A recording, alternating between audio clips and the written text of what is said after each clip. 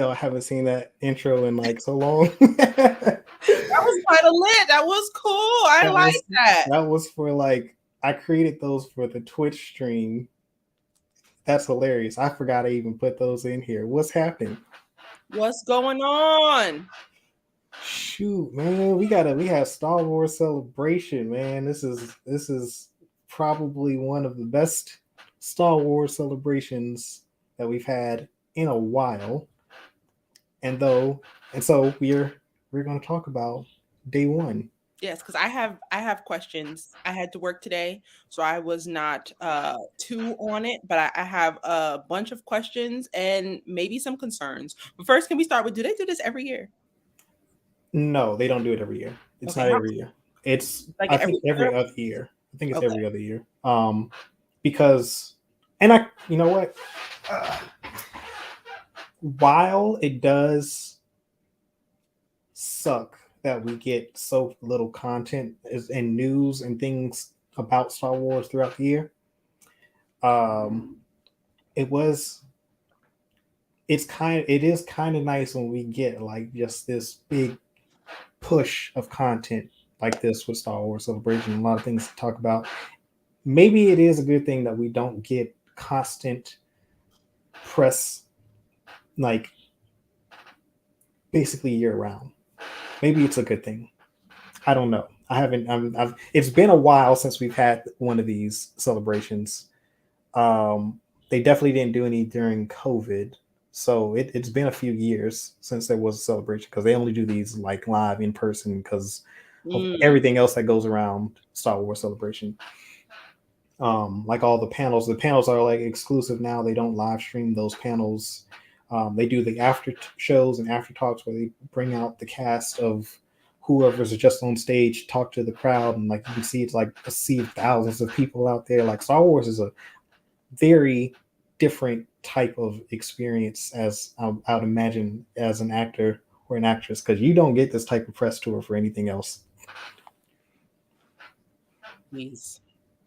Like I mean, it's you talking. No one's heard anything about season two or there's rumors and spoilers and all that stuff going around on the internet leading up to like a celebration leading up to the release of these shows. But then when you have like a Star Wars celebration where a lot of people are getting official information for the first time and they're all going there to get all this information, and it's like a Comic-Con crowd, like size wise.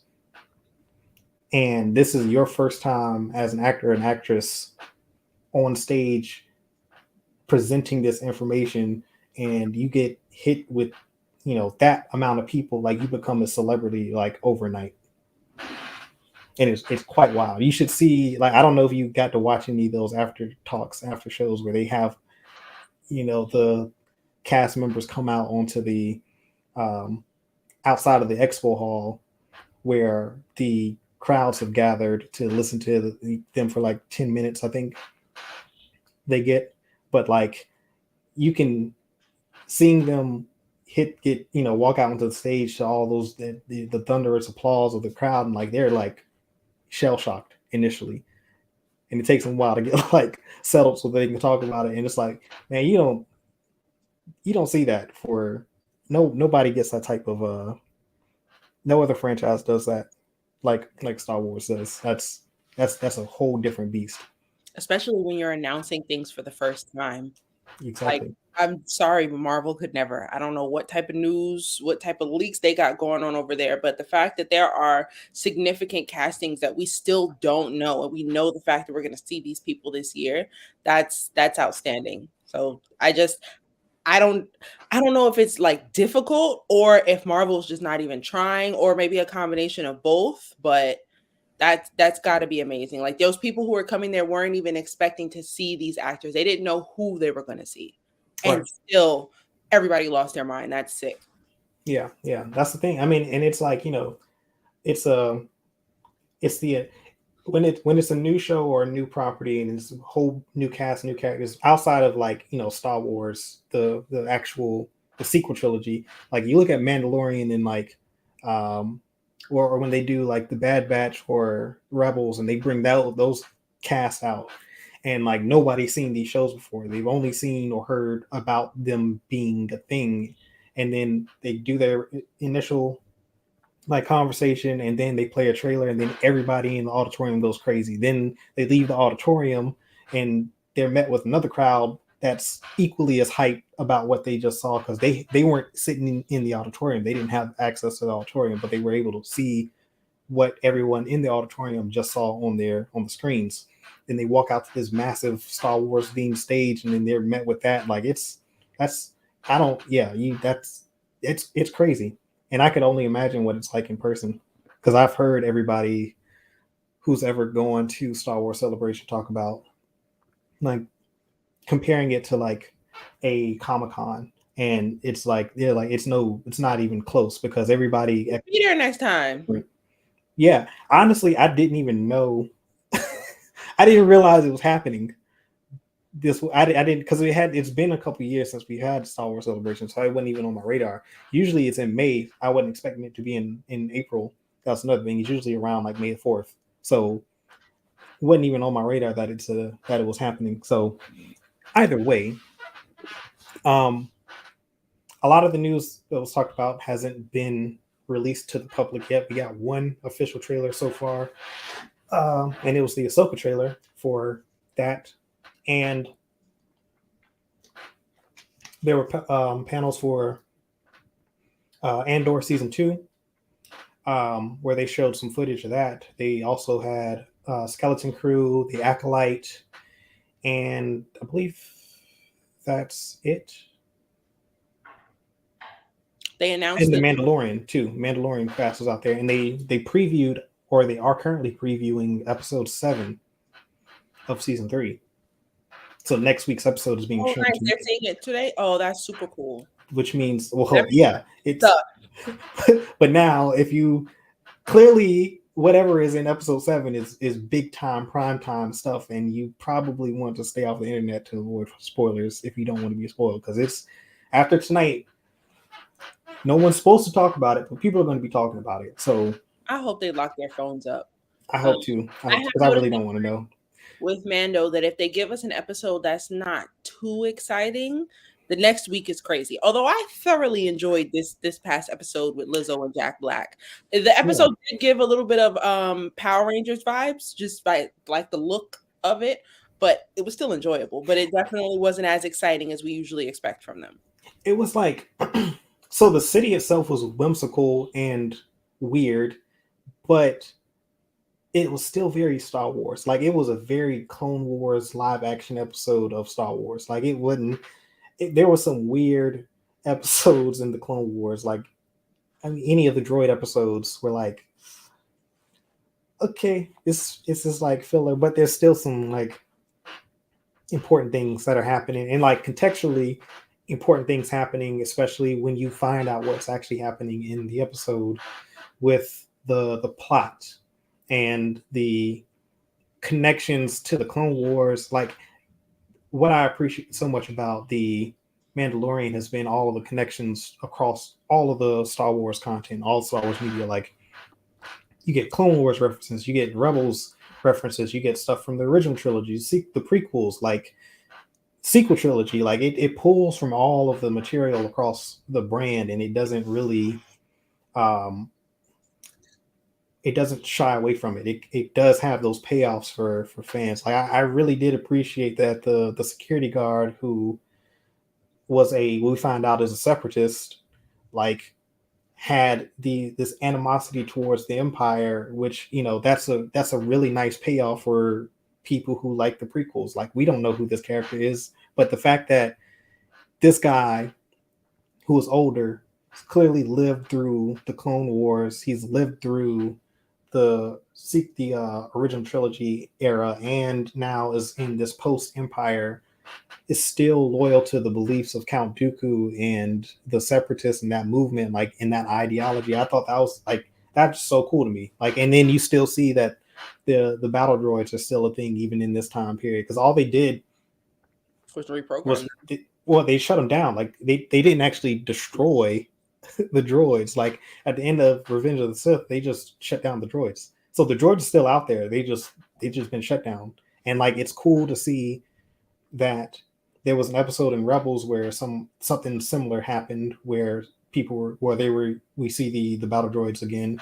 This episode they've been repurposed as basically slaves for this society who doesn't want to work. Um, Doing all of the labor and all of the day-to-day tasks to keep the city running so that all the people, all the organics, the human population and the aliens can live a leisurely lifestyle. Like it's basically like I guess like living on a cruise ship for your entire life. I couldn't live like that though. Like I like endless vacation. I don't know. Like it's a I need stuff to do. Like I'd have a hobby within 0.2 seconds. yeah, like I couldn't do that. Like I'd end up building stuff. Meanwhile, I don't even want to build anything now, just because to give myself something to do. yeah. Side note, because I know we're supposed to be talking about Celebration Day.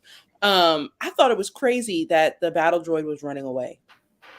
Like there was no fighting. He didn't even try. Like they kicked him over, he punched him and ran away the entire Yeah. time. Just tried to get away. I know there are droids that will do that. Like CP3O and R2D2 are quick to get out the way. But the fact that this droid was running away from conflict that he normally would not. I keep giving them gendered pronouns, but regardless, I thought that's crazy. Yeah. You know what it reminded me of?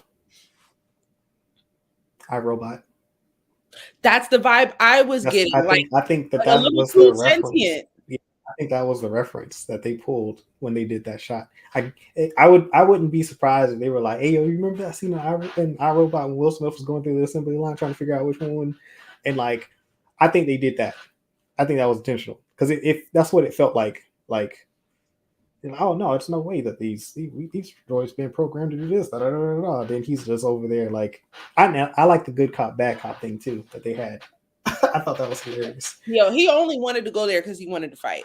She was really trying, did. He was like, yeah, had me at battle droids. This is where I want to be. He was like, this, I want all the smoke. He was like, oh, we get to go down here and kill battle droids. Like, say less. Like, he went in there like, oh, all I got to do is go guns blazing, kill all the droids. And then, we get to go see the Mandalorian. This is like, there's nothing here to discuss. It's easy to forget that he was a bounty hunter and that's what he did for a living, but also he clearly enjoyed it. But he's also a survivor of the Clone Wars. Like his parents were killed by the droids. Because remember in the flashback scenes of season 1, like he was alive during the Clone Wars, and the clones, not the clones, but the battle droids, those B2s, the super battle droids that we see, are the ones that are destroying his town. And the watch come and save him, and that's how he becomes Mandalorian. But like he does have some animosity towards droids because of that. And these are the exact droids that, well, not the exact ones, but these are. I'm pretty sure they gave him PTSD. Last thing, Grogu immediately jumping to Lizzo after his father said, "Oh, he don't really like people," had to be crazy embarrassing for Din Djarin. Like he was like, "Oh, he doesn't like people," and then she goes, "Coochie goo," and he did a backflip right on over there to get the dang fish. And his father, like, you could see his facial expression through the mask, like, "Don't act like I don't feed you." They are so good at that. Like with all the entire like Mandalorian cast. Every time they have their helmets on, you can still see them emoting through their face, just through their body language. Like I really like that aspect. But yeah, we should play the trailer. I think. Do it. I think let's play the Ahsoka trailer. Good, because I have questions about that too. All right. And shout out to everybody watching. That boy Steve, the uncool Callisto, what's going on? That boy Steve, we will get to your question. I saw it. Oh yeah. Hold on. Is that it? That's the right one. That is the right one. And we'll do this. Okay.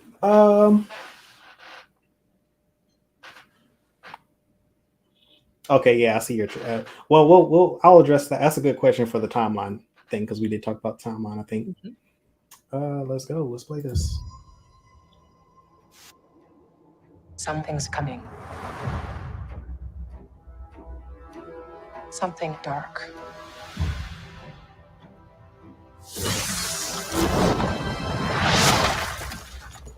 I sense it.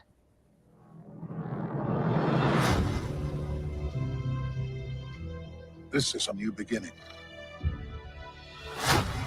For some, war. For others, power.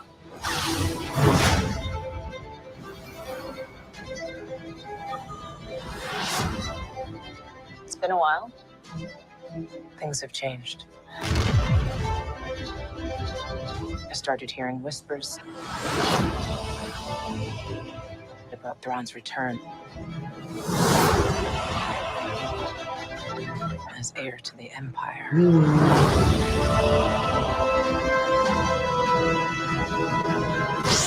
We have to prepare for the worst.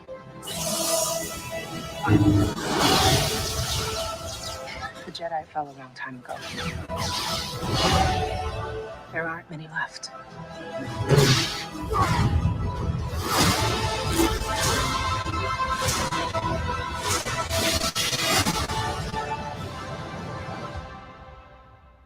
Perhaps it is time to begin again.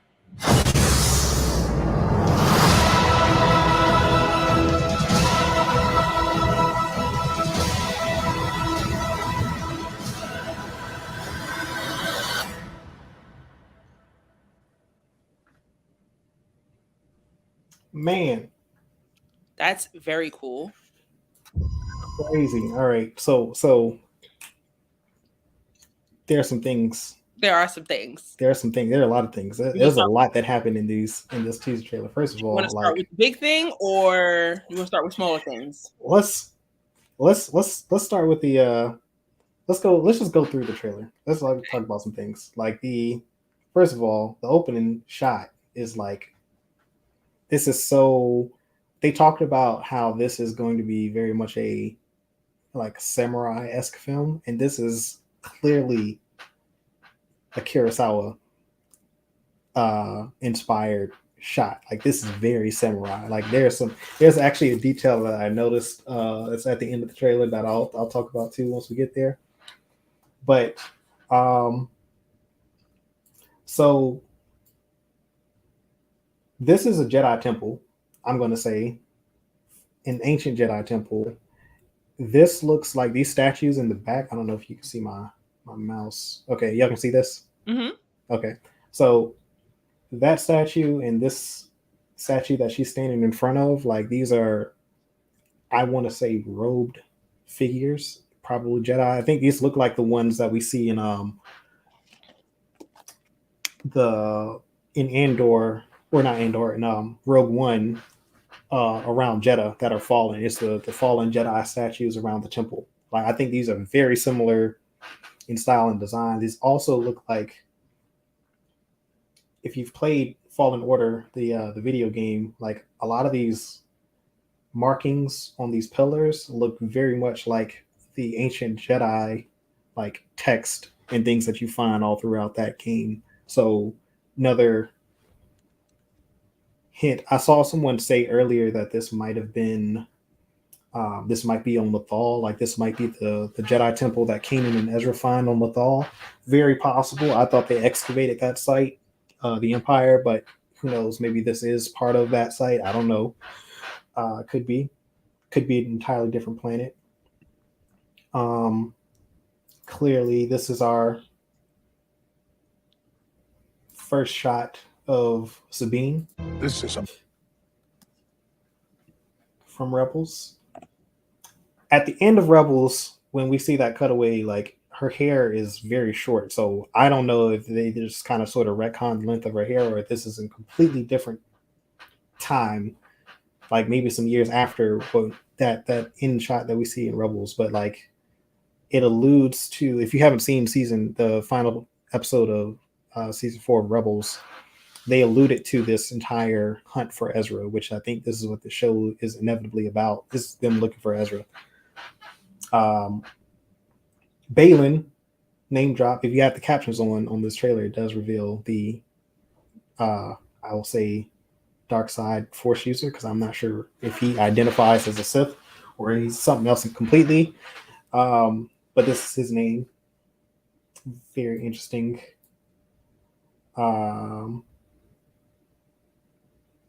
Also,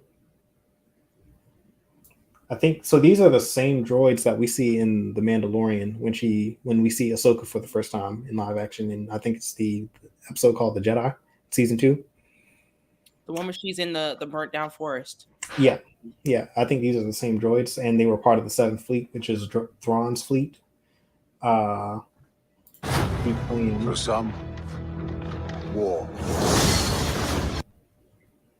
This is the Phantom 2 from Rebels. This is after the first Phantom was destroyed. They used this ship instead on the back of the Ghost, which is interesting that they're flying this and not the Ghost, because it's like, where's the Ghost at? Because Hera, we see Hera right here. Damn, I paused that perfectly. And Chopper. Others.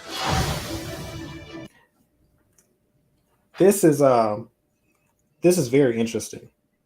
Like her apparel. Because she looks like a Jedi, but she's not.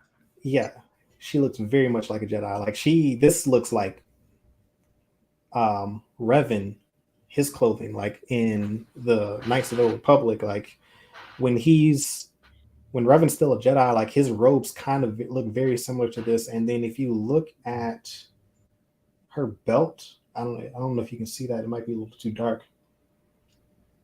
But the emblem on her belt is very similar to the Sith Empire from the Old Republic. It's not the exact same. It doesn't look like it's the exact same, but it looks like it's kind of sort of derived from that design. That's pure speculation. I'm not saying that she's a Sith. I think it is interesting that they chose a really dark Power. This is a dark orange, like lightsaber. It's not red like what we see with the Sith. And Balin also has the same color hilt or same color blade. I'm very curious as to why it's orange. It feels like they're intentionally trying to differentiate. Yeah, I think they're trying to differentiate themselves from the Sith, because the way he is talking and the way that they don't sound like Sith. I don't know what they are. They are clearly dark side force. I think that they're dark side force users. I hadn't seen them use. I don't know what they're doing. I hadn't seen them use any dark side force abilities in this trailer, but I mean, they seem to be kind of. I'm just going to assume that they're dark side force users until we know otherwise. I think this is a great mystery, though, till we learn more.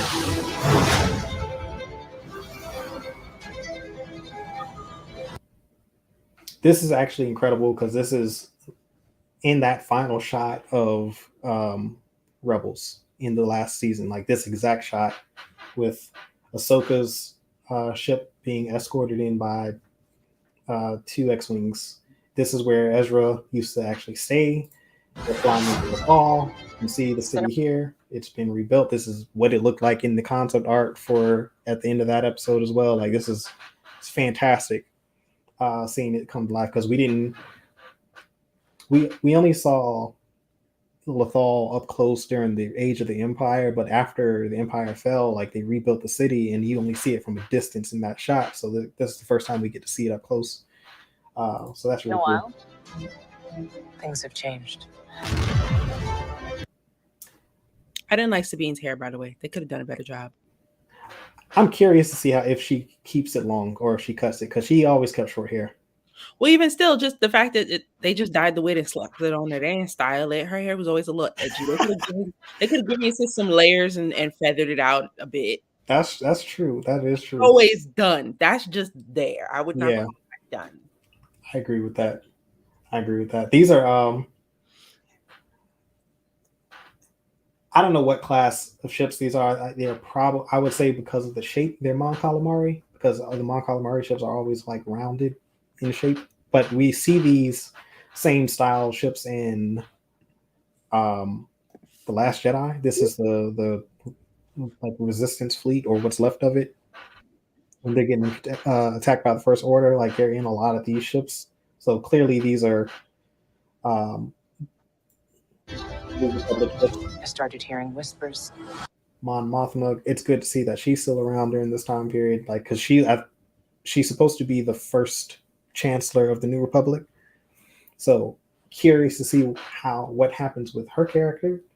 How much time has passed in between when we saw her in Andor and now? Do you think? At least 6 years. So her daughter is wait, time out. No. Actually, now that I think about it, Andor is what, 5 years? So at least 11.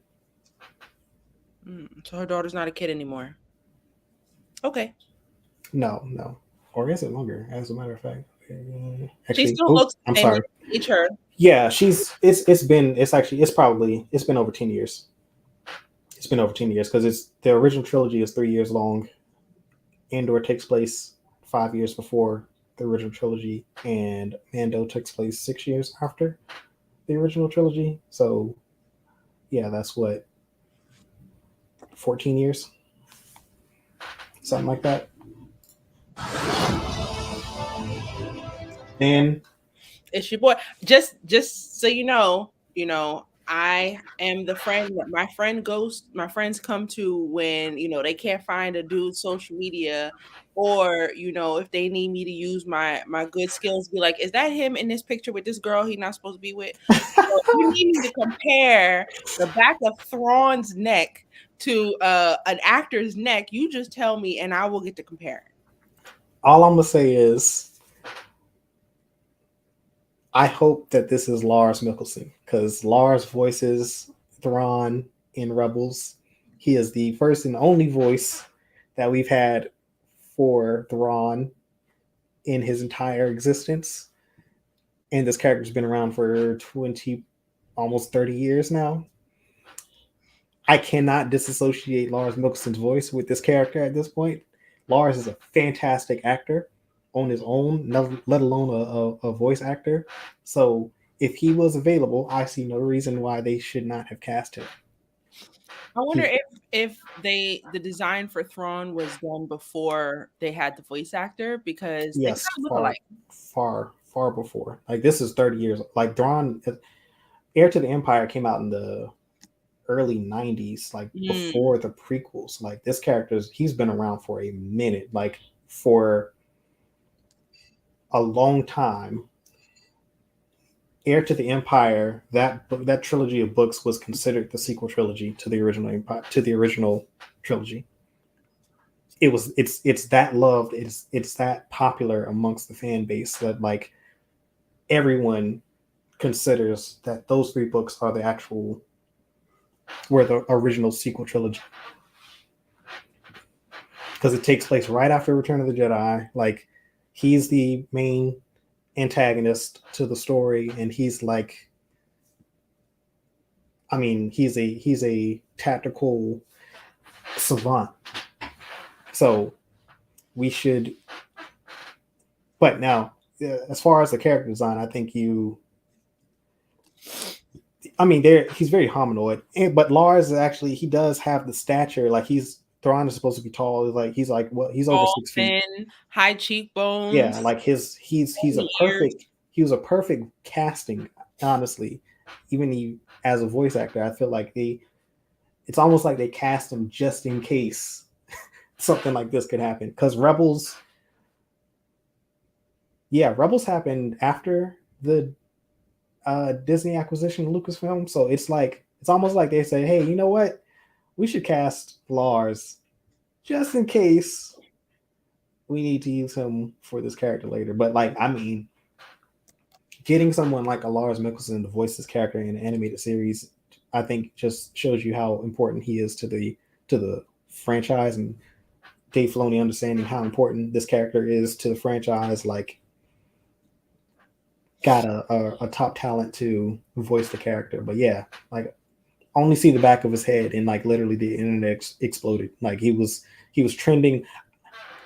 He was trending for me higher than Star Wars Celebration. I found out about Star Wars Celebration today because Thrawn was trending on social media. That's how important this Thrawn's character return. is. Oh, wait. Key thing. So this architecture, I know this is like so not important, but it is kind of important. I don't recognize this architecture at all in Star Wars. Like, I don't know if this is on the bridge of a ship or if this is like some sort of outpost. I can see like a mountain range in the background. It looks like they're on a planet. This could be. I don't think it's definitely not a Star Destroyer he's on right now. This could be the interior of a Chiss ship from the Ascendancy, which is where Thrawn is actually from. He's from the Chiss Ascendancy. We've never seen the interior or exterior of a Chiss ship. This will be the first time it's made an appearance in all of Star Wars. Like, so very curious to see what this is. We see if we go forward. As heir to the Empire. Nice little plug right there. This is definitely intentional. Him calling or her calling him the heir to the Empire. Like clearly that was Dave, but very similar. Once again, this is the same type of architecture. So, and this looks like they're above a planet. So this is, I'm assuming this is a ship. I don't know if this is the same ship. I hope it is, but this is Morgan Elsbeth from season 2 of Mandalorian that Ahsoka was confronting on that episode when she was looking for Thrawn. Very curious what this is.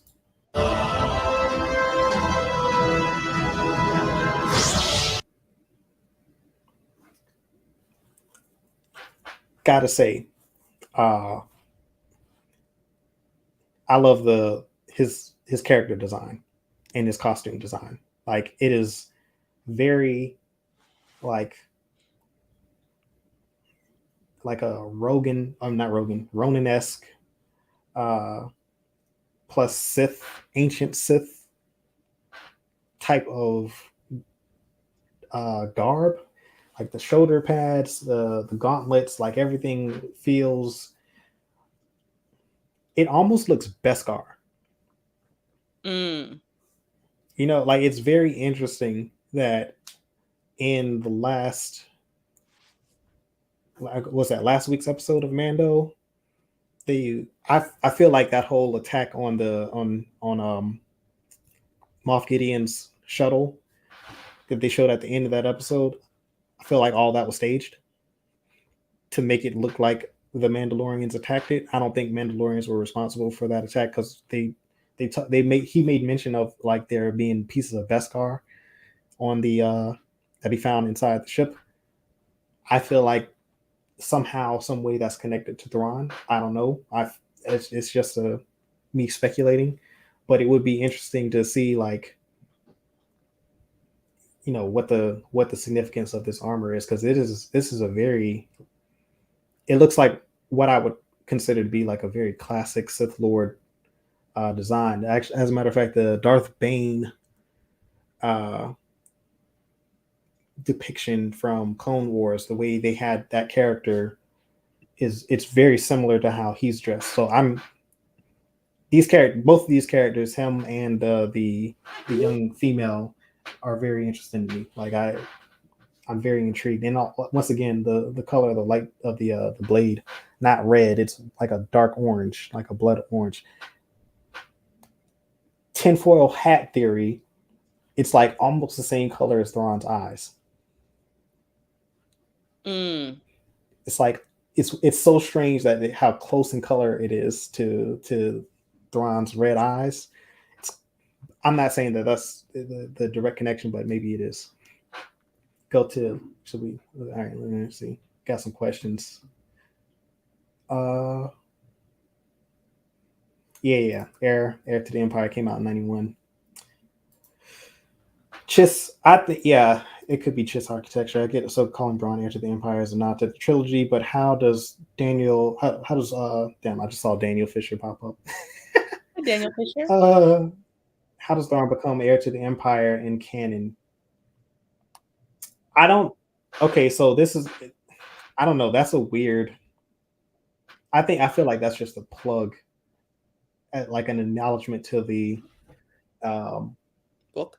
to the books. Like, I don't think he is technically the heir to the Empire. I feel like there's a lot of people in the Empire of the Imperial remnant that are loyal to Thrawn, that especially the members of the Seventh Fleet. Everyone under his command, always, even in the new canon, they speak very highly of Thrawn. They love serving under Thrawn because how good of a commander and a leader he is. I could see that being why certain parts of the, like, if the Seventh Fleet stayed in, basically, if Thrawn was able to keep the Seventh Fleet intact after the fall of the Empire, like, he would probably have the largest fleet of any of the remaining warlords outside of maybe the First Order.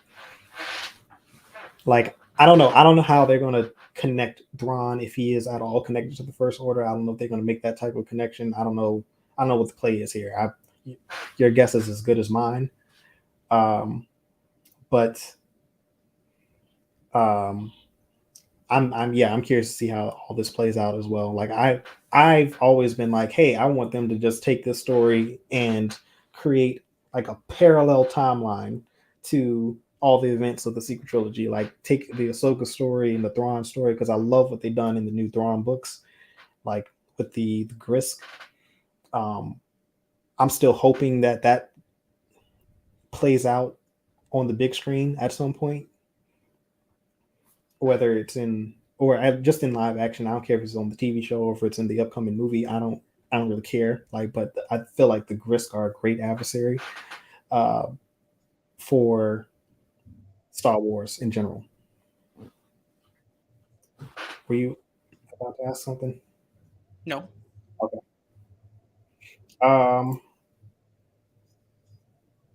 Yeah, I saw that. So Balin. So this is another casting. He voiced the Mandalorian, the Imperial Mandalorian loyalist Gar Saxon in Rebels. So that's really, really cool. We have to prepare for the worst. Now this was that saber, or was that a different one? I think that's her short blade. It's the same saber. I think that this location, a lot of people online are saying that this is the world between worlds, which is like this whole thing that exists outside of time and space within Star Wars. I don't think that that's what this is. I think it looks similar because I think this is just an ancient star map, like what you see in the background here. Like all these like lines and shape. This is a star map. This is not, they are not in the world between worlds. I think it looks very similar to it in design, because I think the ancient star maps probably emulate whatever that dimension is in the world between worlds, but like you can see like that's a planet or a moon or something. These are like orbital paths. You can see the stars in the background. Like, this is not, you can also see that they're on, it looks like some sort of planetary location. Like, it wouldn't surprise me if you remember in the episode where where Mando took Grogu to Tython for him to meditate on the Seeing Stone. Mm-hmm. I wouldn't be surprised if like this is one of those types of locations that the Jedi could use, where if they could meditate, and then these astral projections would show up in some magical force way. Like that could be what this is. Could just be a projection, but I don't think that this is the world between worlds for those deep lore fans out there. Are you familiar with the world between worlds? Of course not. It's in like, we've only seen it like one time, and it was in the Ahsoka. It was in the Rebels final season, I believe.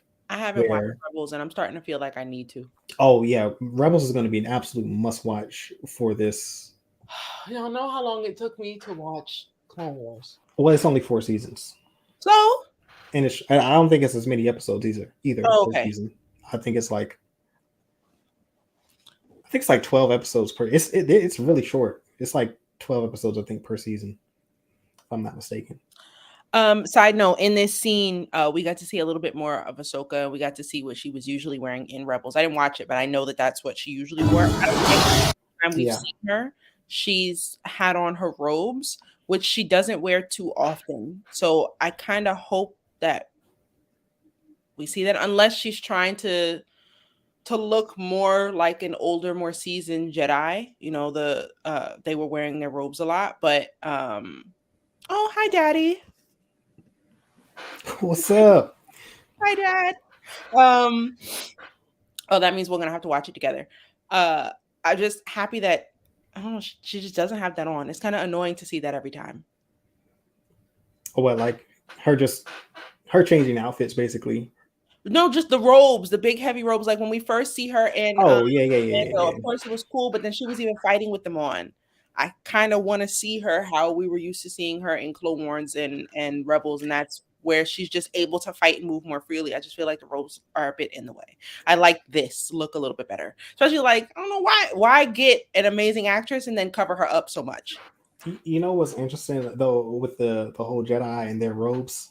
It's like it seems like visually what happens is the higher or the more challenging the adversary, the more they peel the robes. Like for Obi-Wan and Qui-Gon they'll fight droids in robes, but then when they fought Darth Maul, they took the robes off. It's like, oh, this is serious. Like, I think that like she's facing she knows that this guy is means business, and so she's like, all right, I'm gonna have to peel this off real quick because it's not gonna be light work. This is I'm gonna need my my full.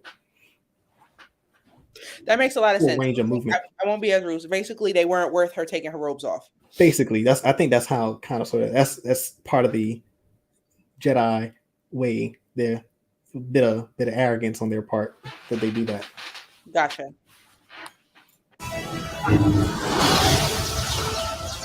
The Jedi fell a long time ago. See, like he's got his robes on in this scene because he's fighting like for soldiers. You know what I'm saying? Oh, like you see the color difference really strong here. Yeah. So here you go, perfect, right? Red, dark orange. Very interesting that they chose dark orange for this and not a Sith red. And as a matter of fact, there aren't many left. First shot of Ezra in live action. Honestly, I've said this before, but the growth of Ezra Miller and Kanan in Rebels, like I feel like they still have the strongest master apprentice combo that we've seen in a show, like because they both have to mature and they both have to grow into their roles, that's never something that you see depicted. Is always the master usually is always wiser, more seasoned, more mature than the apprentice, but in a lot of ways Ezra helps Kanan to mature, and Kanan also helps Ezra to mature. Like they're almost not one level, but there's a mutual. You see the mutual benefit of their pairing, and I feel like it's perfect. Like it's such a cool dynamic to see both of them learning at the same time. Like part of it is Kanan trying to remember what he was taught when he was Ezra's age, like going over the basics. And then like once Ezra gets to a certain point, they kind of are on the same level. So they have to learn things together. Then there's a moment that happens in Rebels where Kanan's like his growth just, I won't spoil it because I want you to see it, but like I feel like the character development in those shows for those two characters is probably one of the best master and apprentice combos that we've seen in Star Wars. Let's see. Dat Boy Steve says in Legends, Sith blades were synthetic. Maybe synthetic lightsabers are canon again. I don't think so. Because Orange is a real color. yeah, orange is actually a lightsaber. Like so, the color of the crystal, based on what we know, in like from the High Republic, they've kind of established this a little bit more. There are a lot of natural colored crystals out there, and these I feel like these I don't they've gone completely away from the synthetic crystal idea, and I like that they've gone away from the synthetic crystal. I like the new way that the Sith create the red crystal, which is just them basically what they call bleeding the crystal, which is them torturing the crystal with the dark side of the Force until it turns red.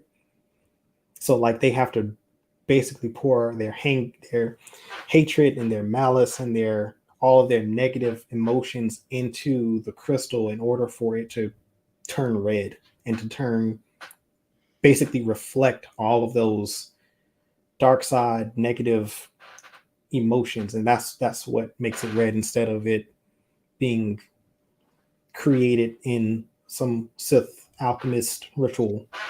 So I googled a lightsaber color chart, and a chart came up identifying orange as like it goes from like regular orange to almost to like a darker orange then to red. They identified orange as a dark Jedi. Typically. So like in the Old Republic, like the fallen Jedi, the dark Jedi, not the Sith, but like after the first Jedi schism, the dark Jedi discovered the Sith species, but they went to darker colored crystals, the red, because it kind of the dark oranges kind of symbolize the separation and the contrast between them and the Jedi, because the Jedi always have the lighter colors, the blues and the greens, and the Sith, the Dark Jedi, wanted to go into a completely opposite direction, so they chose darker colors, essentially. Like yellow, green, and blue were always like Jedi colors, then oranges, purples, and the reds were typically Sith, traditionally Sith colors. Yes, technically Dark Jedi are still technically canon, but they're not dark. They're called Fallen. It's the same thing. Dark Jedi, Fallen Jedi are the same thing. They're just former, like,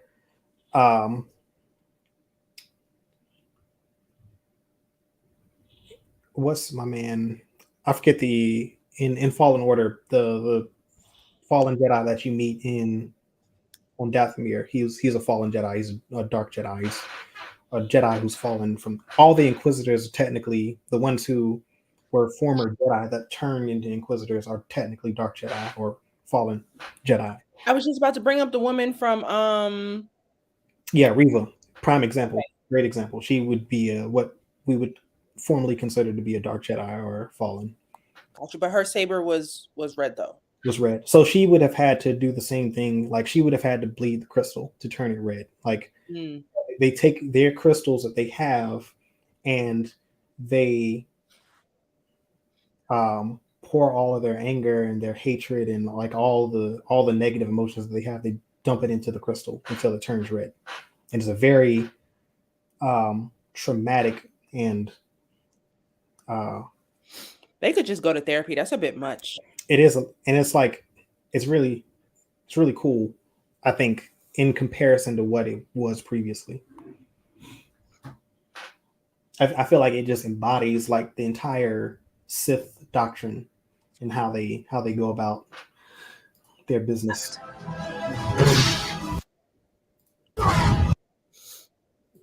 This lightsaber, this is an Inquisitor. Like the armor is that of an Inquisitor. The lightsaber itself, like you can see, I can.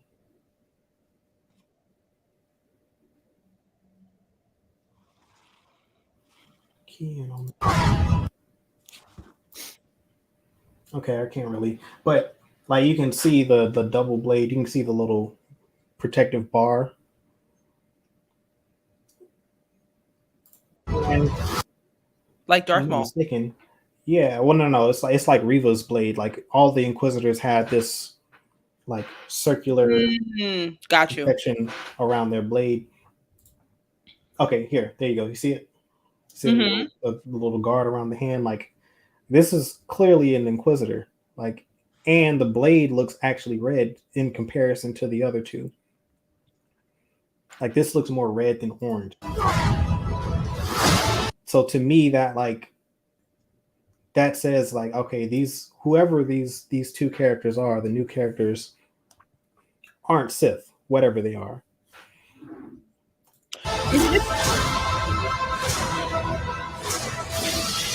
Oh, here's a thing.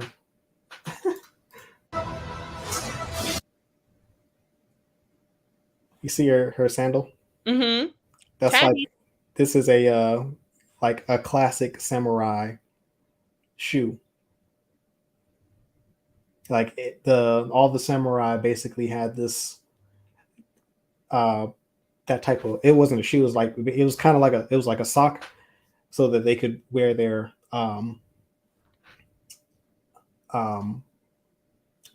not sandals. Well, yeah, sandal, whatever. I forget what they call their sandals, but it's just a cut. Like a flip flop. Yeah, for the I can't remember the name of the. They're called tabbies. You can buy them. They still make them. Like that style of shoe that has the split between the big toe and the other toes is a tabby. No, yeah. But like they would wear sandals, and that split was so that the little thing could go through between their toe, and they didn't have to take their tabbies off. But anyway, I thought that was just a cool little samurai reference. Perhaps it is time to begin again. This character is also very significant to the Clone Wars because this is I recognize him.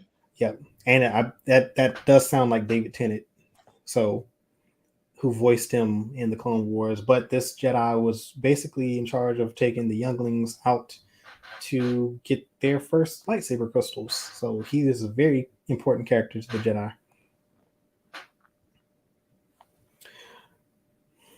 Okay, so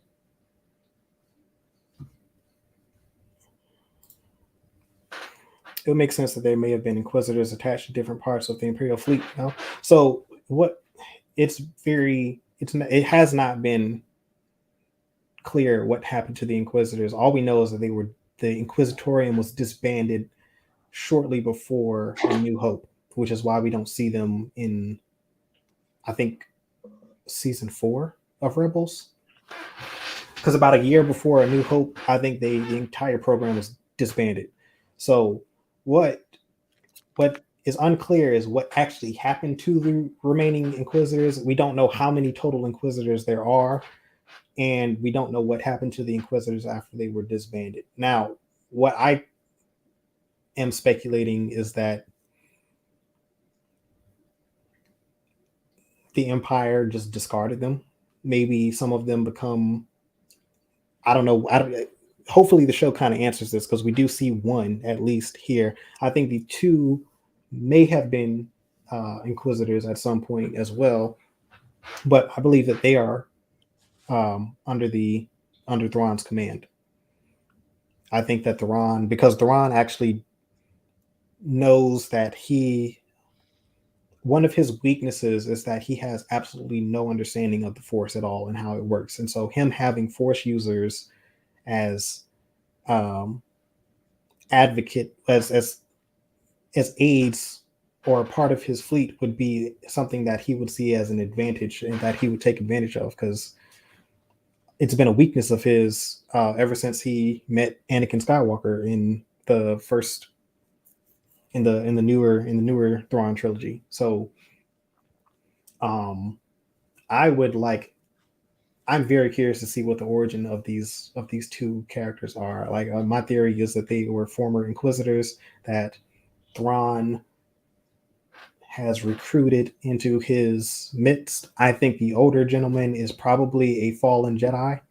I'm pretty sure he looks like he's old enough to have been a survivor of Order 66, given the time period. So yeah, I'm curious about who those characters are. I can't wait to watch the show, and hopefully they are revealed. Like I said, the lightsaber color being that darker orange instead of red, it's very close to Thrawn's eye color. Maybe that's a hint or a teaser.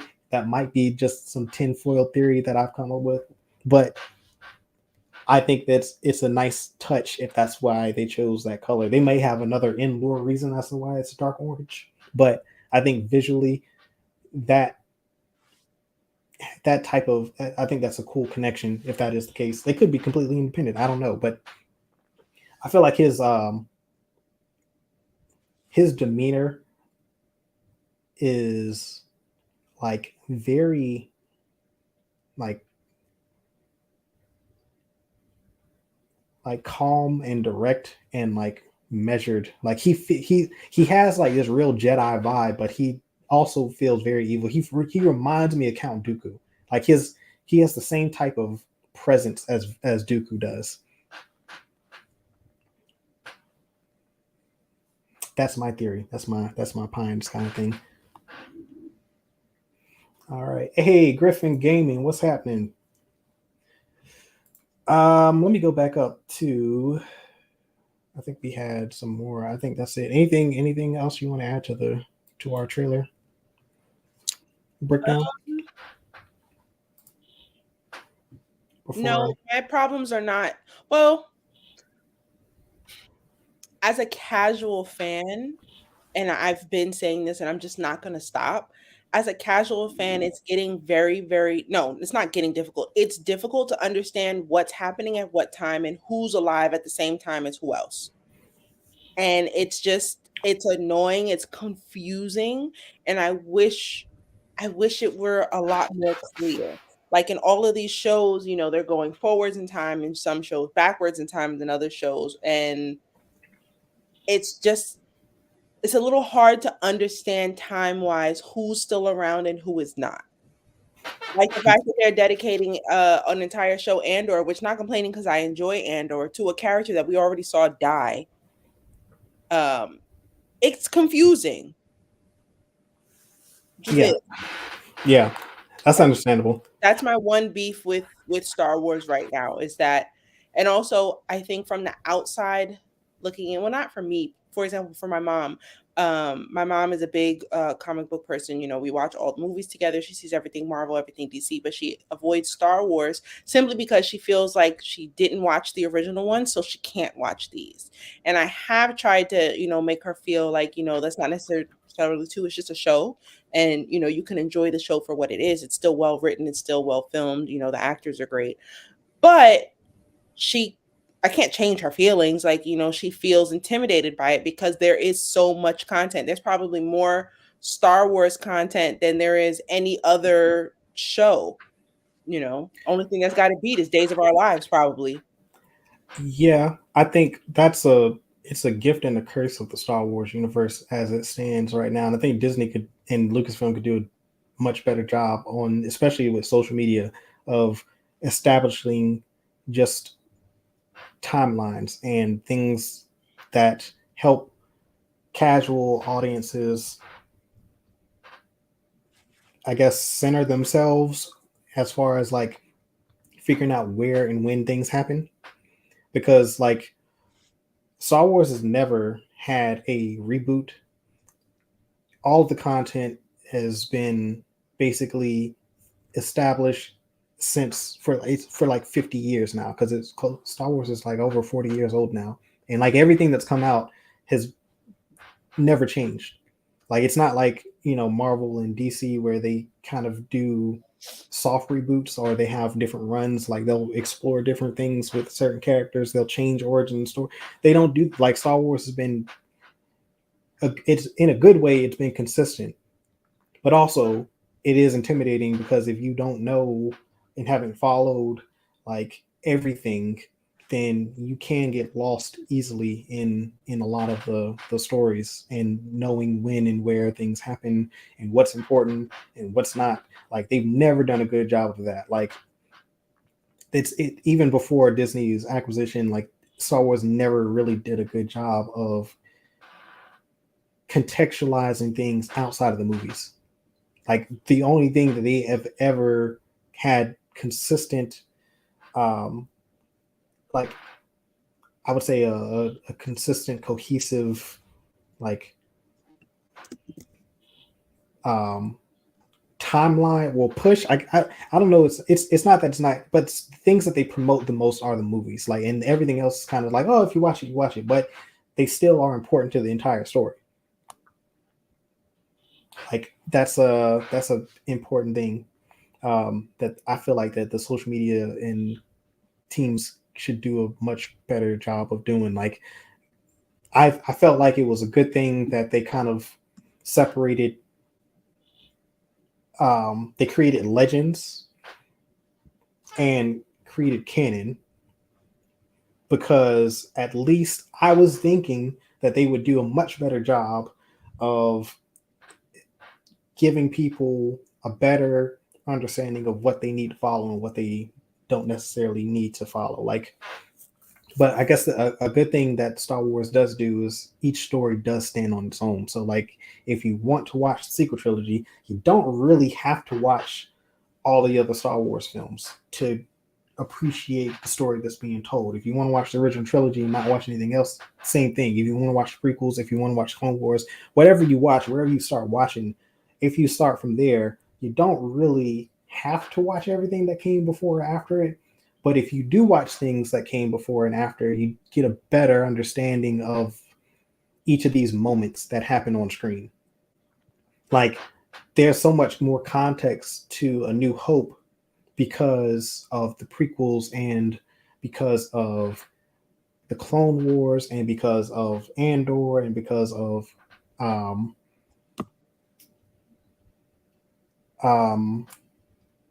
Rogue One.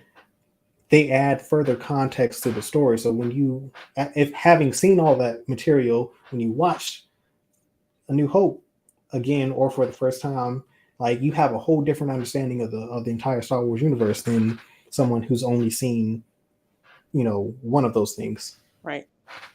I need them to spell it out for me like I'm a child. Like I want a 1 hour special, although I can understand how that's too much for some people, but or 30-minute special. And I want a giant timeline on the they could film it on the volume, have some actor there in a suit and with a stick, a little pointer, and teach me like I'm back in high school. This started it all. Okay. And then this ends here. And then this person came out here. And these two characters that you've never seen together on screen exist at the exact same time. I need it like that to really understand, because there's just so much. And also, a shorter way to do it is just put out a graphic, but don't go by just movie and show. For example, there are the last season in Clone Wars takes place well after season 6. There's a huge time gap there. And I think if not another show, there's other movies that take place in between there. Break it down for me, film by film, do the show by the season. Even if you have to say seasons 1 through 4 here, just to help regular people, because it's just, there's way too much overlap and there's no clear understanding. Like, Grogu's probably still around in the Ahsoka show. But is Mando still around, or? Yeah, so that's a great point. Like, the Ahsoka show takes place during the Mando timeline. So this is happening. Right. This is all happening in the same time period. The Mando and Ahsoka happen in the same time period. But once again, like, that's your point. They don't establish like, oh, this happens at the same time as this happens. Like, I think that there are content creators like Star Wars Explained who do a very good job of painting and showcasing timeline. Like, this man every year in May updates the current timeline of Star Wars universe from start to finish in canonical order. And it's like, but they should promote his content on their own social media forums saying, hey, update to Star Wars canon, he gives a great synopsis from start to finish, from like the earliest beginnings of the canonical timeline all the way up to the sequel trilogy where it ends, and he'll fill in whatever information was not present in the year previous. So as more shows come out, as more books come out, as more comics come out, he updates it and puts it in an appropriate time period. Also, like the cool thing that he does is like he's got the little timeline at the bottom of the screen. So as he's going through these stories in linear order, you're seeing, okay, this is in the Old Republic, this is in the High Republic, this is in the Fall of the Jedi, this is in the Age of Rebellion. This, so he goes through in linear fashion all of these stories, what's important, and like just a bird's eye view of what you need to understand about these stories from each of these time periods. I'm gonna have to watch him. But also, that boy Steve, is he saying that the sequel trilogy is before the original trilogy? Is that a typo? I think is he. I don't. I think is he talking about the. Is this a? I don't know. I don't know what this is. Is this your preference? Oh, okay. Never mind. Because I was like, what? Okay, that makes a lot of sense now. Yeah, Callisto just dropped it. Hey, yo, what's up, Kendall? What's happening? Like, there's just so much stuff here, and I completely understand. It's overwhelming. It's a lot. I'm a more casual fan, so I don't know it all. I'm still gonna sit down and watch everything. I think where I feel casual is that there's just so much history, so much knowledge that I'm not too interested in knowing. Also, because I just need them to spell it out for me plainly. What happened where? Who did what? Like, okay, for example, we just spoke about Ahsoka and Mandalore occurring at the same time, but they also have Andor airing. Andor is years prior, right? Yeah, it's about 5 years prior to A New Hope. Okay, but how far is A New Hope from Ahsoka and Mando? 10 years. So there's 15 years in between 15. Andor and so there's a huge chance that no, he's already gone. Like that type of stuff is confusing. Yeah, that's confusing. And somebody who's just like who just wants to say, this I like Disney Plus, I like Star Wars, but I kind of fell off. There's so much content. Let me see what's going on. They're gonna be like, well, where do I start? Who's doing what? Do you have that picture of the timeline that you can put up on the screen? The one I was complaining about? Yeah, that one. While you pull that up. So to give you some like they need to go back to adding dates because we did have previously a BBY and ABY, which was everything was measured based on basically A New Hope. So BBY was before the Battle of Yavin, which is the destruction of the first Death Star, and then after the Battle of Yavin, which was the ABY. So things were put on a timeline so many years before or after the first Death Star is destroyed. And that's literally how the entire Star Wars timeline played out for years. That's been the case for like at least 40 some years.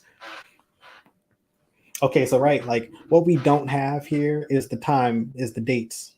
But this is actually a nice visual order for how things happen. Do y'all see the zoom? You see it. How is this helpful?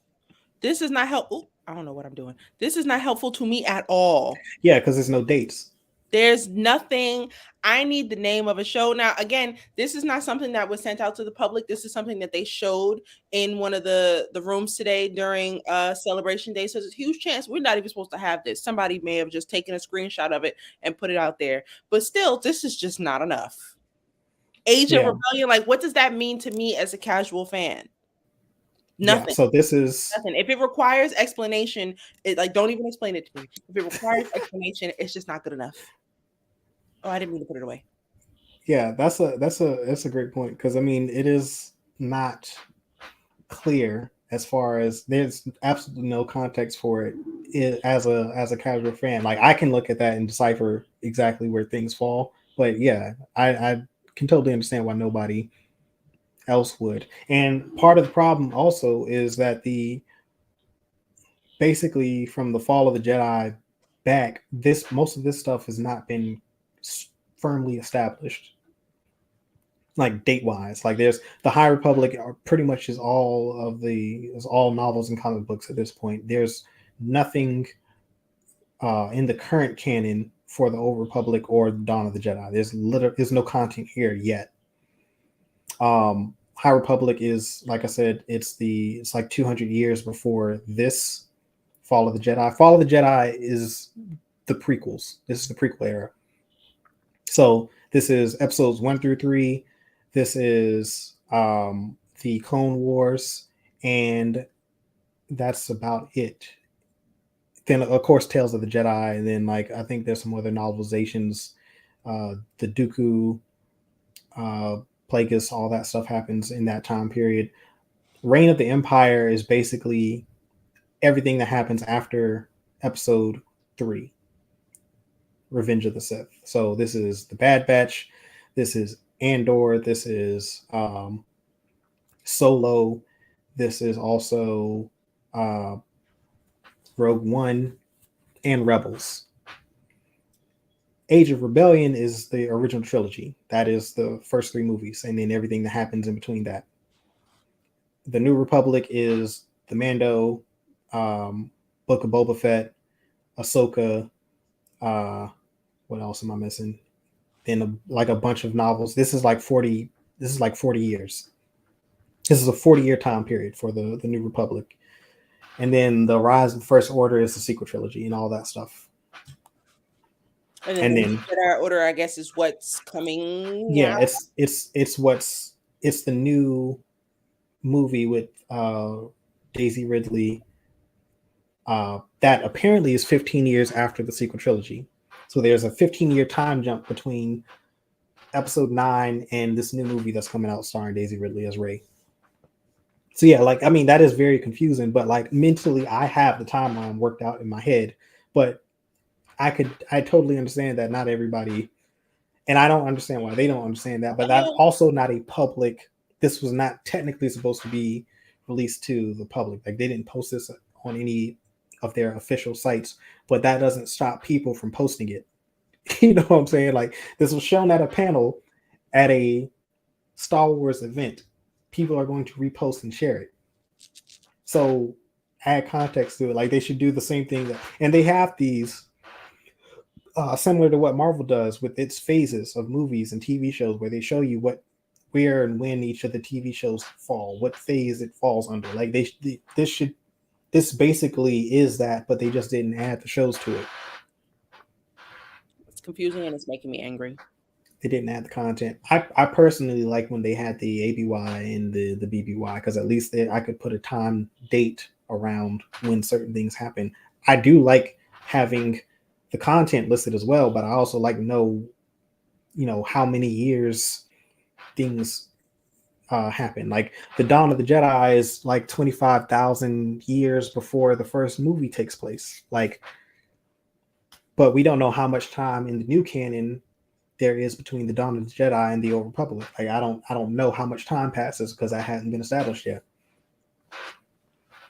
But I am excited for that because the sooner we can get into the Old Republic stuff, the happier I will be, because the Old Republic is my favorite time period in all Star Wars.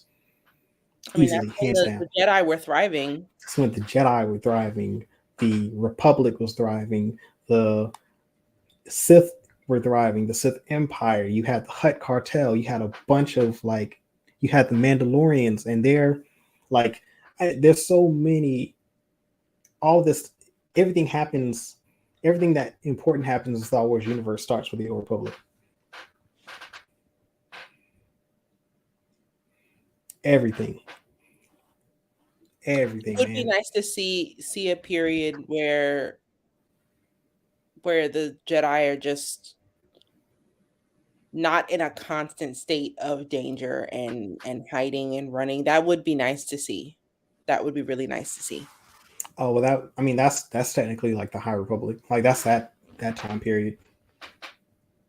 But that's all. So the Acolyte, the new show that's coming out, that takes place during the High Republic. But it's the Jedi during their prime. I think what's going to happen, I think the Old Republic era and the Dawn of the Jedi, I think the Dawn of the Jedi is the Jedi trying to figure out who the Jedi are, which is basically what in Legends was the Force Wars on Tython, where they didn't really have a identity. The Jedi Code came after the Force Wars of Tython. Like the first, I think that's why, like, I'm looking at the icon and they've got like the figure that's in light and dark, balanced, dark side and light side, because the Jedi use both the light side and the dark side of the Force. They use it in perfect balance. They use it in harmony. Then some people within the order began to lean more towards the dark side. Some you lean more towards the light side of the Force. When the Republic showed up and said, hey, we would like you guys to be a part of our democratic republic, there was a debate in how the Jedi should participate amongst themselves with the Republic. Should they be more should they be protectors, or should they be basically fighters? And the Dark Jedi believe that they should basically be the sword of the Republic, while the Jedi believe that they should be more of the shield. They should be there to protect and not to seek out conflict. But the Dark Jedi were like, nah, we got to seek out threats. Like, we have to actively pursue anyone and anybody that could be a potential threat to the Republic. And that's where the first schism happened. They fought an entire war about this. And then the Jedi do a very controversial thing, which is load all of the surviving Dark Jedi up onto a transport and send them out into space. Like, basically enter random coordinates into space and said, we'll let the Force decide your fate. And then they shoot them off into space. That's a bit much. It is. It's very controversial, because they ended up surviving and find the Sith species, which are this species that had an affinity towards the dark side and use dark side alchemy and things like that. And the Dark Jedi integrated with the Sith people, and they became eventually the Sith Empire. That boy Steve asked a question, not to change the subject. He asked a question early on in the show about the films announced and how Yes. how much going to handle them. He says, so out of the 3 films announced, how many do you think are actually getting past Star Wars infamous development hell? I hope the NJO film makes it. What's NJO? New Jedi Order, I believe. I would hope that after the Patty Jenkins debacle, that they would learn their lesson and not announce a film until after it's made it past development. That would be smart. Are they smart? We don't know yet, I guess. We won't know unless the movies come out. But they had us super hype.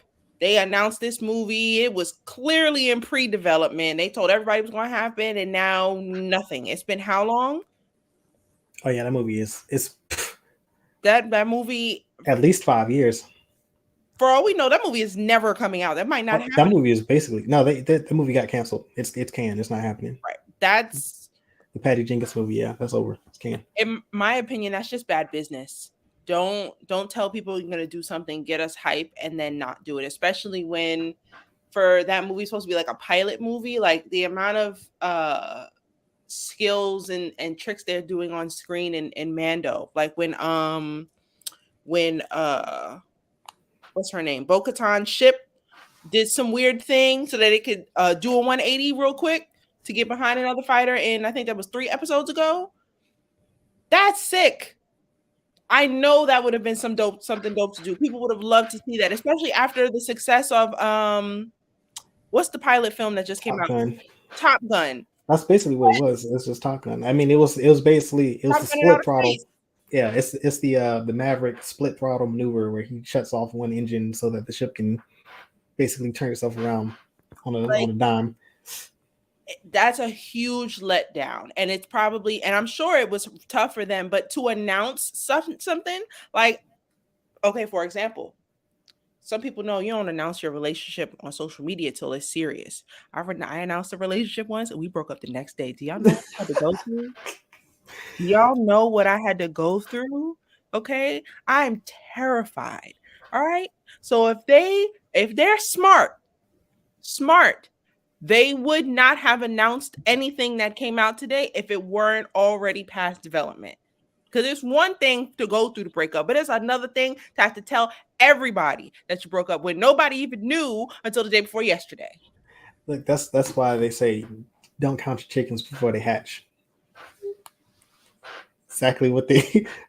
I 100% agree. Like I really don't.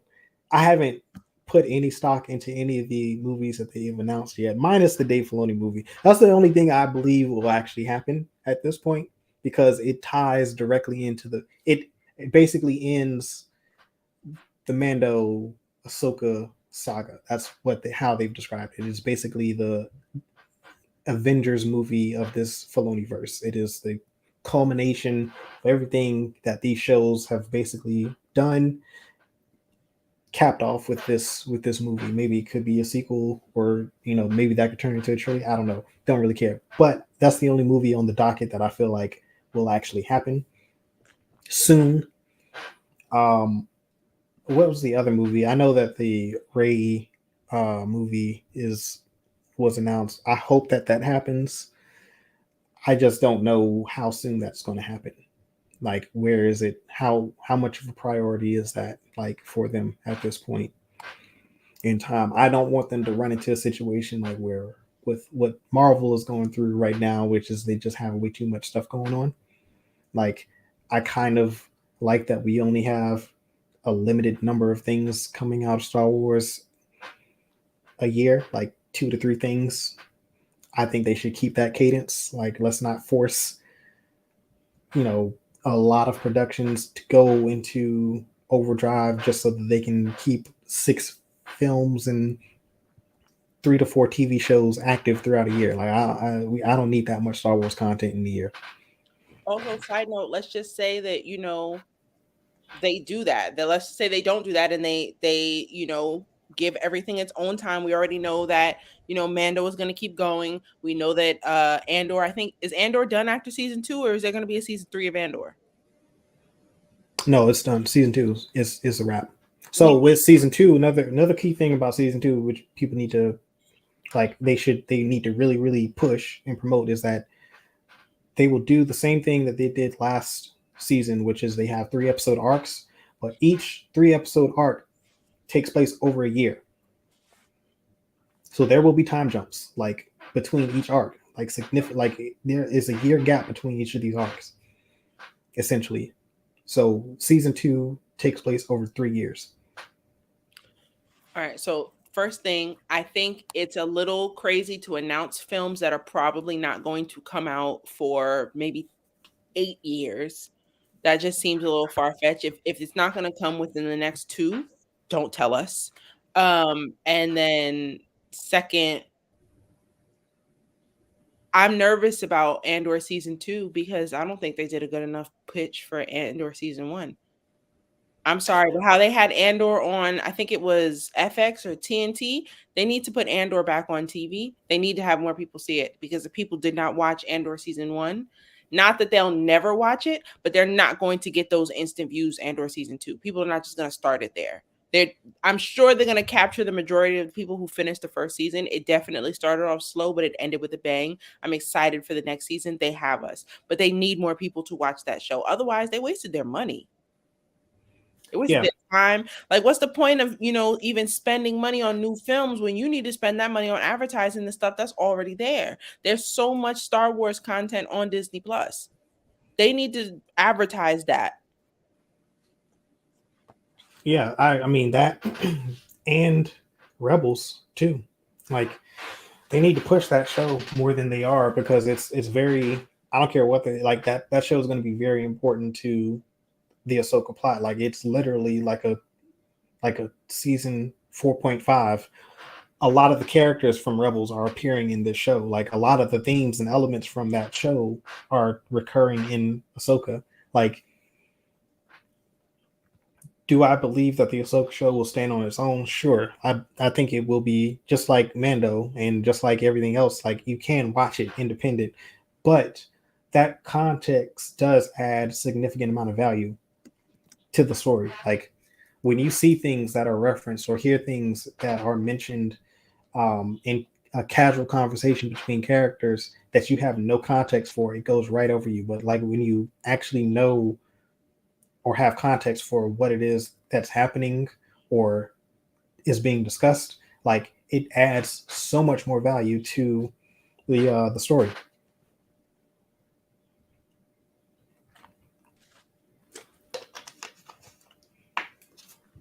Go back. Let me see. Theon Cool says, I think they really need a break from Skywalker adjacent stories like the Dawn of the Jedi movie, the Acolyte, and the Old Republic stuff have me more interested than the Rey sequel. 110% agree with you on that. I have been in that boat for years now. Even so, even for me, the EU post Return of the Jedi, like once you get past Heir to the Empire, a lot of that stuff to me just gets watered down because, in my humble opinion, they use that as a crutch. They use the Skywalkers as a crutch to tell the rest of these stories that happen after Return of the Jedi. Like Heir to the Empire was cool. The Yuzong Vong stuff was pretty cool too. But once you get past all of that, like literally, there's not a single story in the EU post Return of the Jedi that does not have a Skywalker at the center of the story. And that for me got old and tired. And so the Old Republic had no Skywalkers, brand new characters, nobody, no legacy characters, nothing. Like everything and everyone was new. And like that was a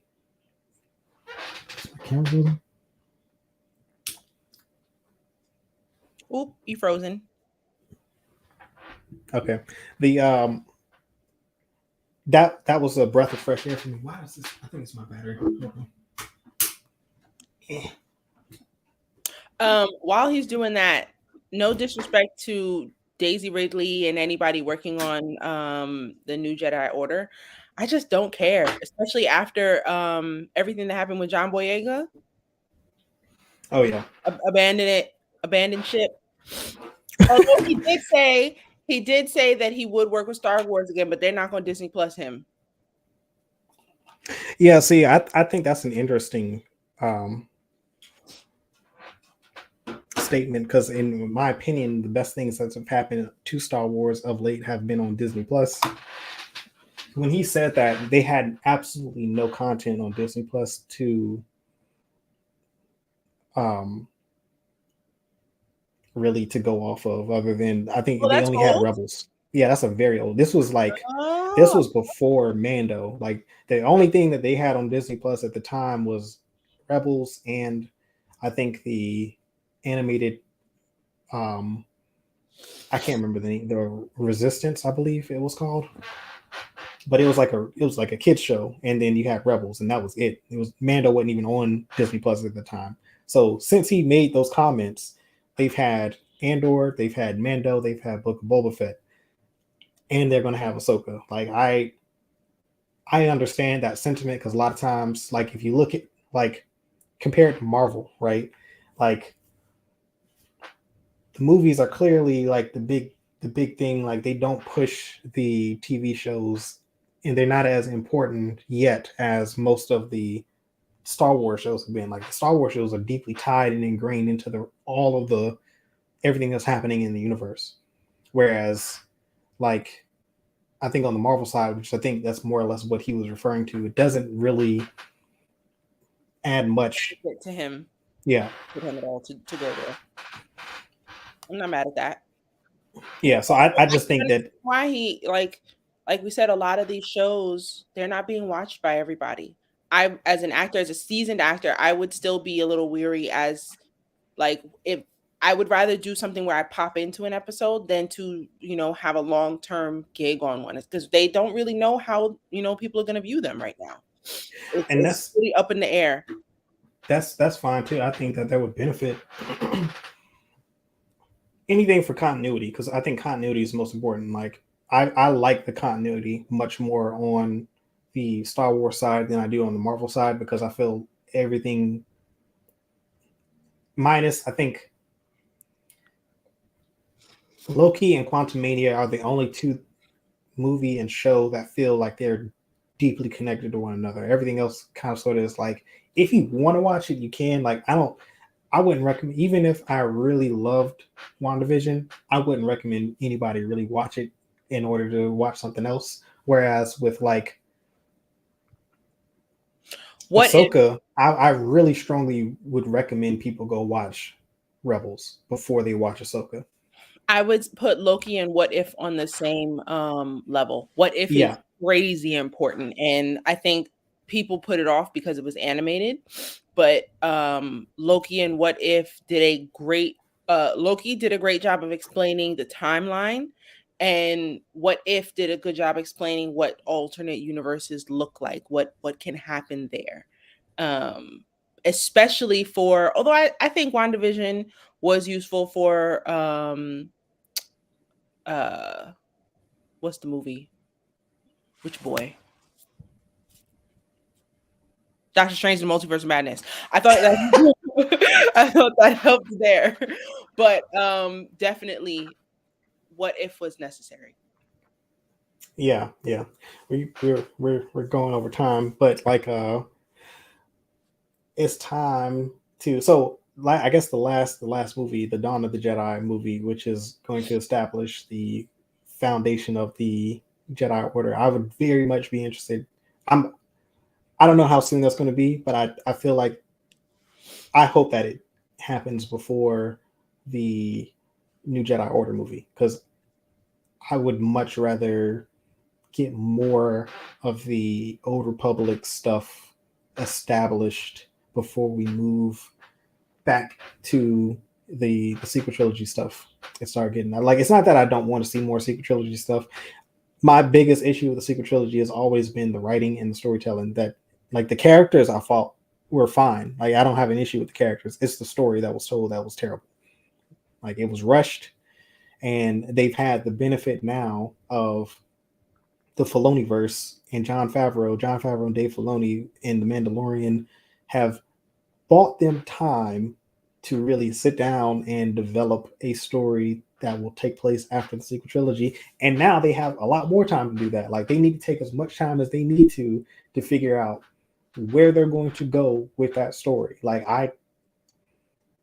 I would much rather that movie come out 10 years from now if it meant that we'll get a better story that's going somewhere with that character and those characters than, one that comes out in 2 to 3 years from now that maybe needed a little bit more time in the oven. Like that, and that's my thing. I'll say I don't want any of it until they establish a clear, concise timeline. And if they're going to go as far as to go back to Dawn of the Jedi, it needs to be clear that this is before everything we've ever seen on screen.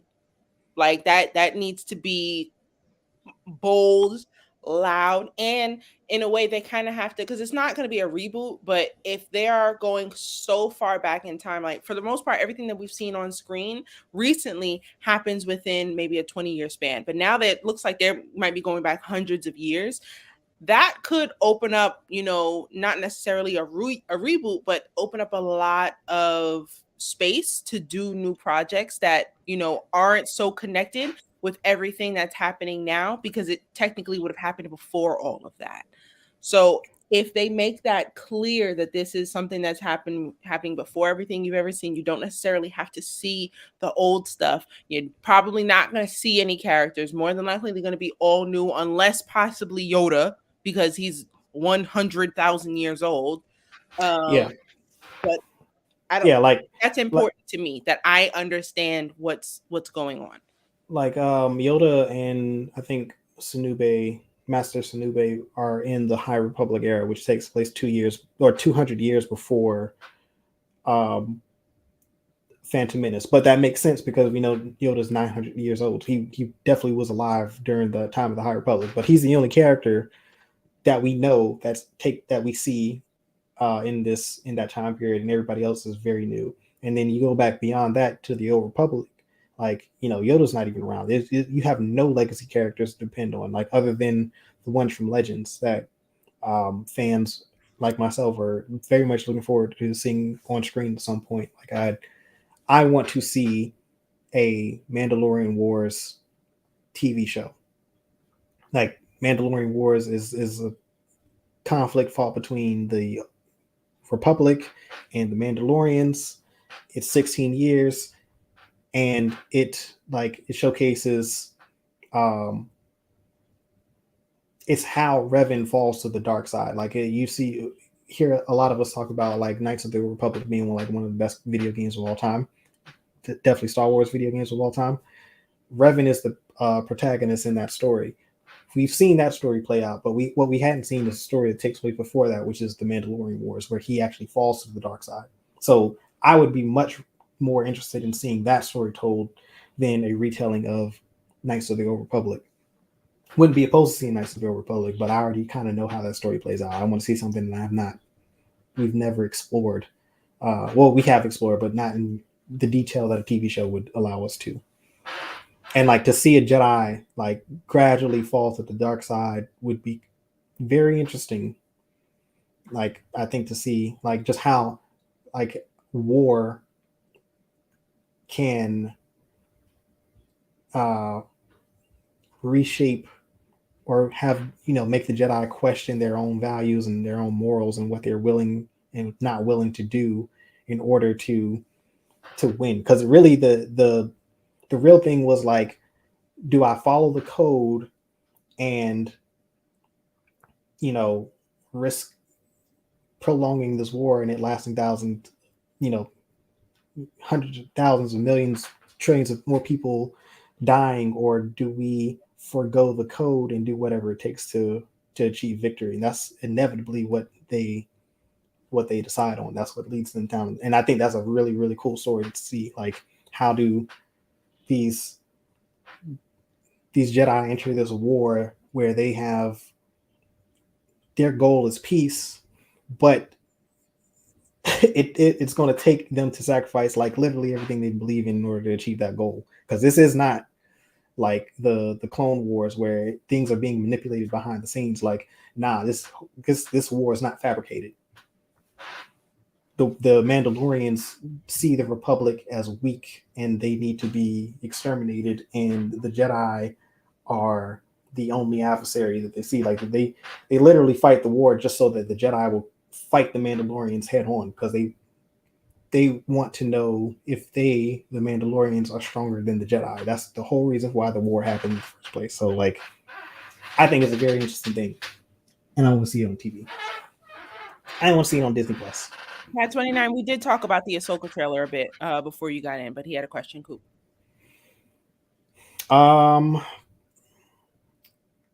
They seem to be painting Thrawn as a villain, but if you read the canon books, he's borderline a hero type trend.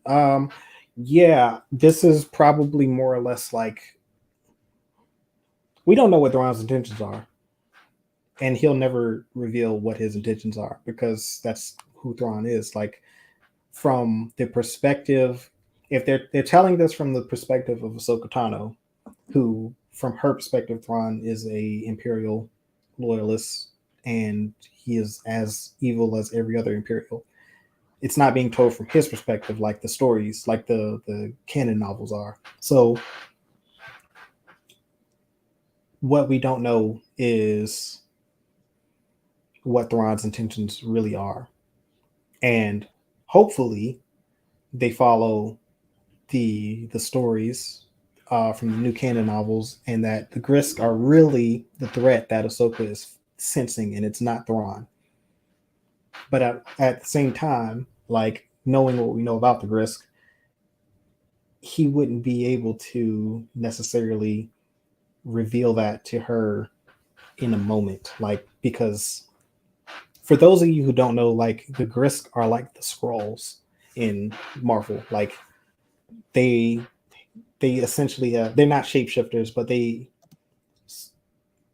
infiltrate their adversaries covertly, and over time see like deceit and dissent in the populace of the whoever they're trying to conquer.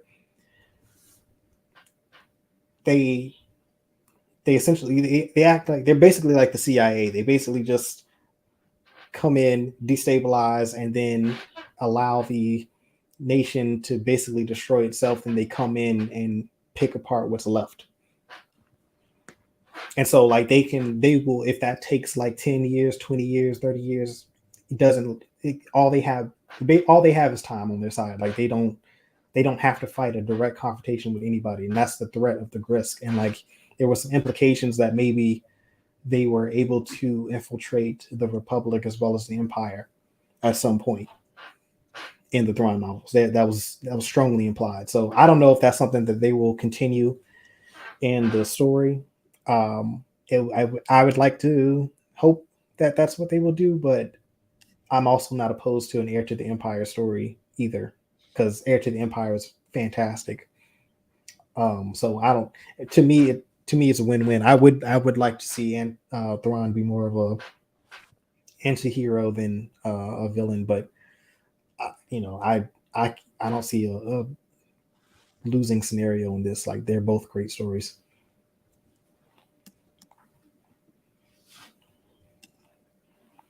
I had a question, but I forgot it. All right. Well, it is almost 10 o'clock Eastern. Tomorrow is the Ahsoka panel for Star Wars Celebration, and I think they're doing the video game, like everything tomorrow Saturday. So Sunday is going to be everything else. So I think there will be a Fallen Order or Jedi Survivor trailer dropping on Sunday, as well as some other, the comic books and the novels and all that other stuff that comes out. That'll be on Sunday. I think tomorrow is the Ahsoka. They're really gonna do something on Jesus' day. Yeah, that's why it's weird that this took place in April. This is usually a May thing. Yeah, I will be I can watch stuff tomorrow. Definitely can't stream, but Sunday I have sides to cook: macaroni and cheese to bake, sweet potato to mash, green beans to braise. They should move that to Monday, but they're not going to. Yeah, no, it's always Friday, Saturday, Sunday, but usually it's the last weekend in May, or like around the 25th or the anniversary of A New Hope coming out. Typically when this happens. So yeah, that's it. That's all we got. Alrighty, y'all. Thank you for watching. As always, please like this video and subscribe to our YouTube channel. Please join us on Discord. We talk about this stuff all day, every day. Callisto, thank you for sending me the link that you sent me on Discord. I will be watching that because as y'all heard today, I'm very confused in this timeline. She put a timeline video in the Star Wars chat on Discord. So please join us on Discord. Check it out. Please buy us some coffee. The link is in the description bar down below. As always, follow us on Instagram, Twitter, Twitch, and Facebook. Did I get them all? Yeah, I got them all. Yeah, Facebook, Certified Gumbo. And thank you. Yeah. We'll be back the week after next on Thursday at our regular scheduled time. We're probably not going to go back to the DC list, only because outside of what Star Wars did yesterday and today, or just today, there's like a ridiculous amount of trailers that came out this week, y'all. Just like a whole bunch of stuff. So we need Julian's opinions on those, and we're gonna talk about them. Yeah. So we'll be back. JPM. We'll be back on our regularly scheduled bi-weekly Thursday basis unless something else happens. We don't know. But as far as nothing else should. Yeah, nothing. JBM's out of town, so that's why he's actually a few hours ahead of us, so this just time-wise couldn't work out, but he'll be back on the next show. So happy Easter to everybody who celebrates. And as I always Stay say, strong if you still holding down fasting for Ramadan. that yes. And as I always say, peace, love, blessings, and may the force be with you always.